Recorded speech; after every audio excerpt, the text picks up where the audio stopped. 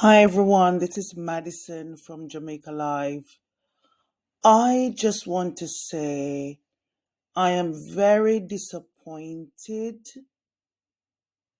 in regarding the coordinated efforts, or I must say lack thereof, that I have been seeing in the most affected areas. From what I've seen, it seems as if St. Elizabeth is the epicenter of this hurricane. And we should be seeing the representative from that constituency one, and the governments, soldiers, police. We should see a coordinated effort from the authorities really on the ground there in the epicenter. It seems as if the people are left to their own vices to just scrape and pillage and just rummage through mud and garbage and all the disaster from the hurricane. And that is very disappointing to see.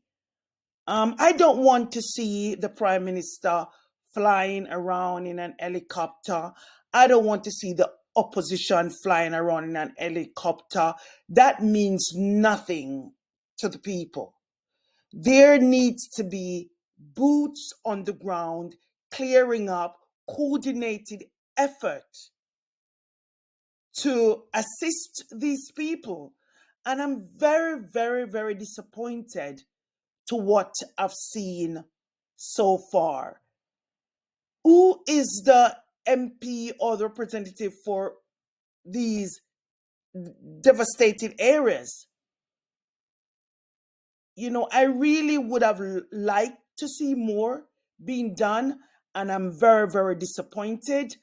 And I'm hoping that the government get it together with all the representatives from these areas and begin to go to these areas and address what is happening in this area, because as I said, it seems like it is the epicenter of this hurricane, and that's where the focus should be. That's where the JDF, the police, the government, we need to see bulldozers. We need to see the JPS. We need to see things getting done. It's nice to see all the donation and everybody's helping, but we need to see this in action right now. Jamaica Live, your trusted news source, both locally and internationally. Please like, share, comment, and contribute to the conversation.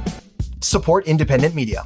Your donations are not just appreciated, they are essential to keeping Jamaica Live alive and thriving. Join us in making a difference. Donate today.